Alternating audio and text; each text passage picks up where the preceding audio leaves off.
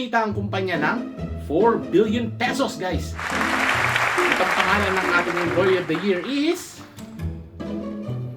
Try Hard. Congratulations! Ay! Ako yung nanalo! Oh my God! Employee of the Year! Ay, thank you, sir! Thank you! Here you go! Oh my gosh, finally! After so many years of hard work, hindi tataas na yung salary ko niyan, sir! Salary increase! Para biro ka talaga, try hard. Yan trophy lang, ha? And don't forget, overtime, ha? At least 3 hours, kailangan natin humabol. At walang day off next week, ha? Kailangan ko magbayad ng helicopter tsaka yung jet ko. Patapos na yon. At lilipad pa pala ako bukas sa New Zealand. And then next week, Thailand pa. Marami akong gastos. Work hard, ha? Try hard. Good job.